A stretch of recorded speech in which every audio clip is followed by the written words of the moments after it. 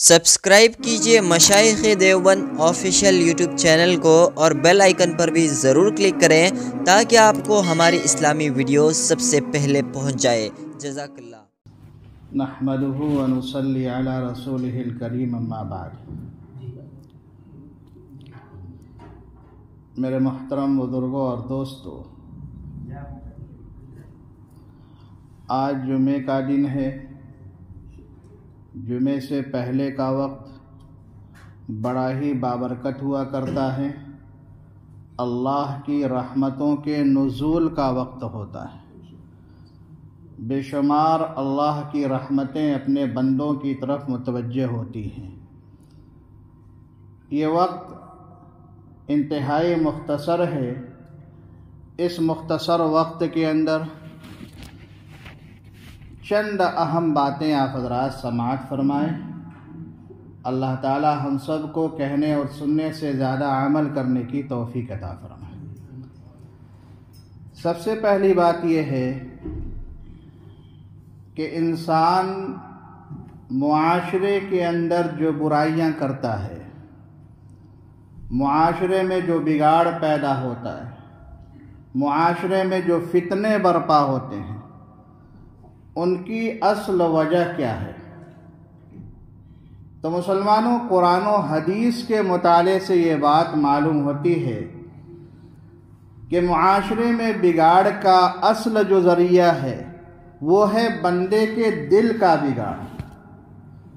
بندے کا دل جب بگڑتا ہے تو پھر اس کا پورا جسم اللہ کی نافرمانی کی طرف چلتا ہے، اور جب بندے کا دل صحیح ہوتا ہے، درست ہوتا ہے، سالم ہوتا ہے، تو پھر وہ اللہ کی فرما برداری کی طرف چل پڑتا ہے۔ ایک موٹی سی مثال سمجھیے۔ اگر آپ کے دل کے اندر معمولی سا کبر ہے، تھوڑا سا بھی تکبر ہے، تو وہ ہزاروں بیماریوں کو، ہزاروں برائیوں کو جنم لینے کے لیے آپ کو مجبور کرے گا۔ کبھی آپ کسی کو برا بھلا کہیں گے،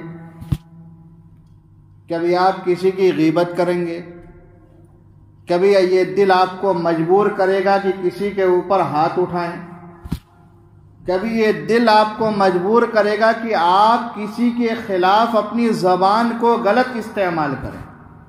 یہی دل آپ کو مجبور کرے گا کہ آپ کسی کے دل کو ٹھیس پہنچائیں، تکلیف پہنچائیں، پھر یہ آپ کی زبان لڑائی کا سبب بنے گی، جھگڑے کا سبب بنے گی، نفرت کا سبب بنے گی، دشمنی کا سبب بنے گی۔ تو ان تمام چیزوں کا بہترین علاج لاڈلے پیغمبر جناب محمد رسول اللہ صلی اللہ علیہ وسلم نے ارشاد فرمایا کہ اے لوگو، اگر تم اپنے دل کو تکبر سے، بڑائی سے، کبر سے پاک کرنا چاہتے ہو، فرمایا سلام میں پہل کرو۔ بہت معمولی سا عمل ہے۔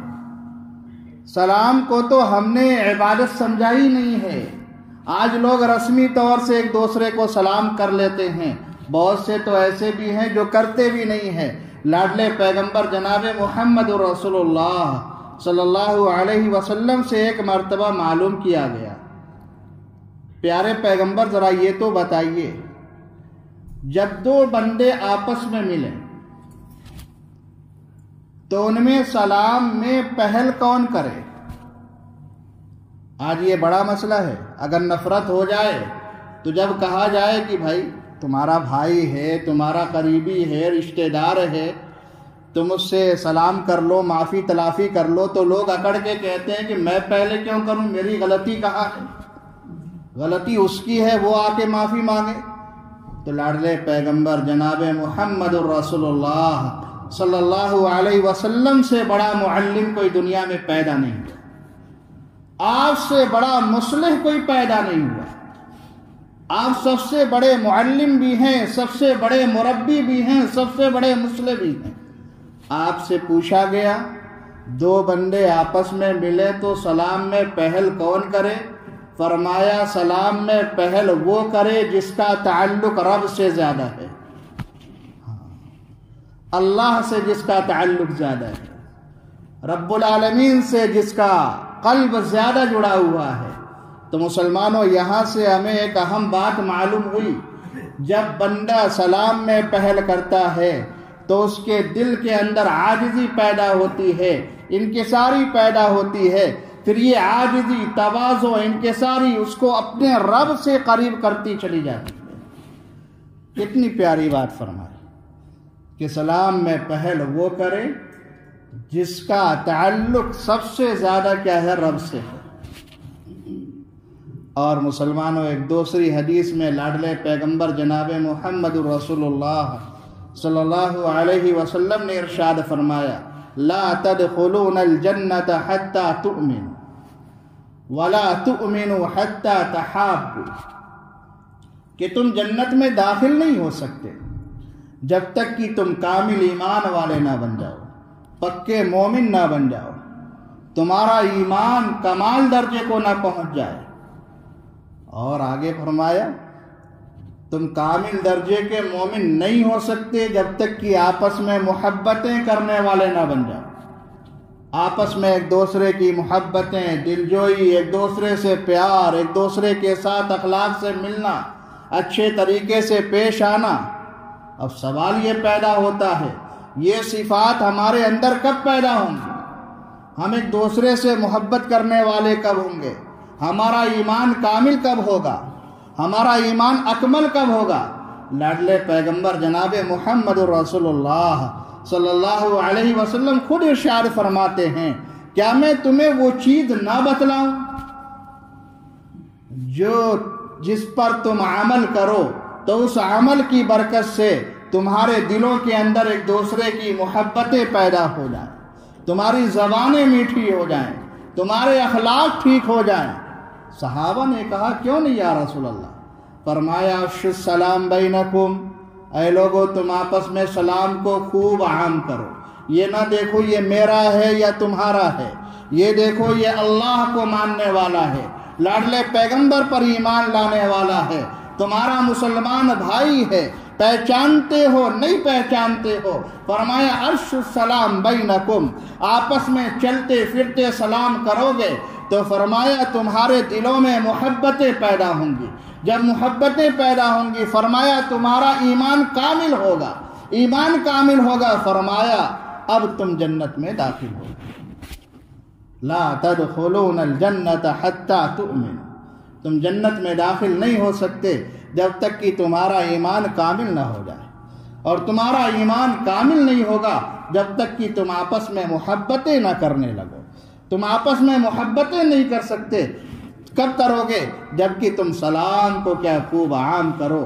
تو یہ دلوں کی نفرتوں کو دور کرنے کا ذریعہ ہے، دلوں کے بگاڑ کے دور کرنے کا ذریعہ ہے۔ سلام ہے کیا چیز؟ مسلمانوں، یہ مغفرت کا ذریعہ ہے، یہ سلامتی کی دعا ہے، یہ برکت کی دعا ہے۔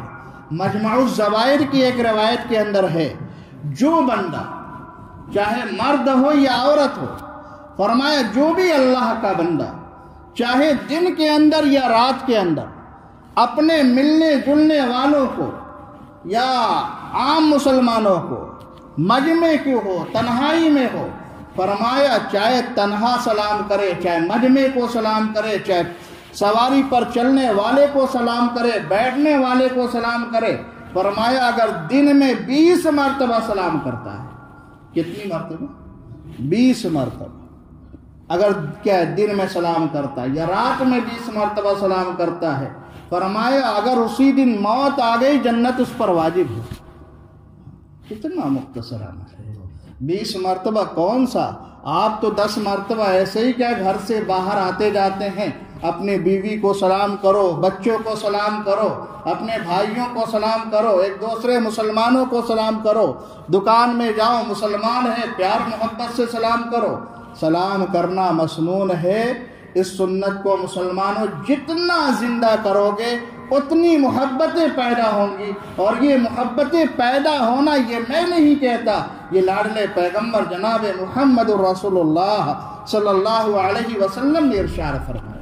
اور آپ عمل کر کے دیکھو، تجربے کی بات ہے، جب بندہ سلام پہ آ جاتا ہے ہر ایک کو بڑا ہے اسے بھی کرتا ہے، چھوٹا ہے اسے بھی کرتا ہے، پھر آٹومیٹک طور سے اللہ تعالیٰ اس کے دل کے اندر عاجزی پیدا کر دیتے ہیں، بڑائی تو ختم ہو جاتی، پھر دل کے اندر تواضع پیدا، اور یہ چیز اللہ کو سب سے زیادہ پسند ہے۔ من تواضع للہ، جو اللہ کے لیے عاجزی کرتا ہے، اللہ کے لیے تواضع اختیار کرتا ہے، اللہ اس کے درجے کو بلند فرماتے۔ اور ایک بات سمجھیے، آپ اگر کیا ہے موبائل پہ بھی بات کریں، فون آئے، گھنٹی بجے، تو اس کو بھی آپ جب کال کو اٹھائیں تو اس پہ بھی السلام علیکم سے ابتدا کریں۔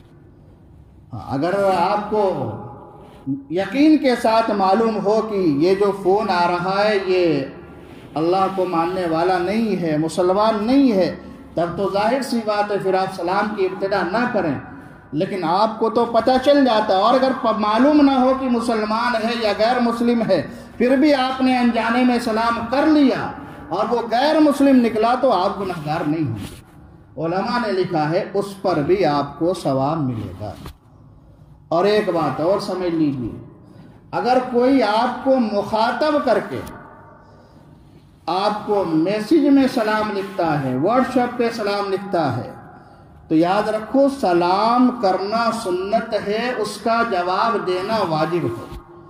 اگر آپ کو کوئی مخاطب کر کے کیا ہے میسج بھیجتا ہے السلام علیکم، تو علماء نے لکھا ہے جس وقت آپ میسج کو پڑھیں، واٹس ایپ کھولیں، آپ میسج کو پڑھیں، اس وقت زبان سے اس سلام کا جواب دینا واجب ہے۔ زبان سے بات کو سمجھیے، لکھ کر کے جواب دینا یہ واجب نہیں ہے، مستحب ہے۔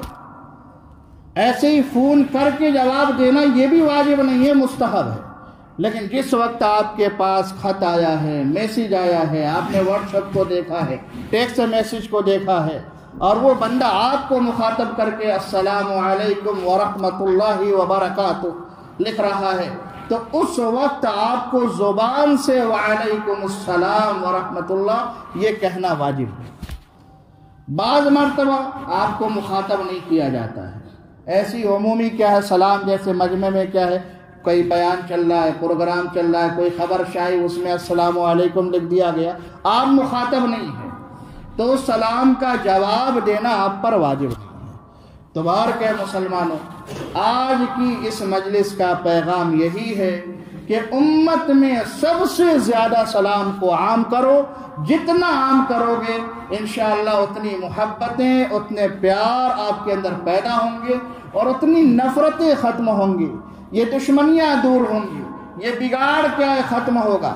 آپ کر کے دیکھیے، گھروں میں داخل ہو، کوئی نہیں بول رہا ہے، آپ پہل کیجئے، آپ پہل کریں گے، آپ کا مرتبہ اللہ سے قریب ہوگا، آپ کا رتبہ اللہ سے قریب ہوگا، آپ کا تعلق اللہ سے زیادہ ہوگا۔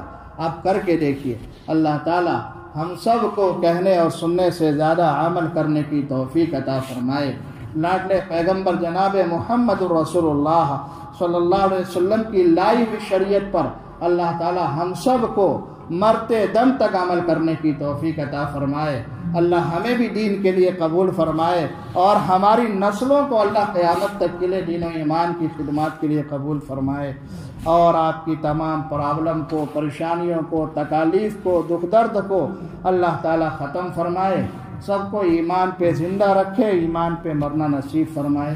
وآخر دعوانا الحمدللہ۔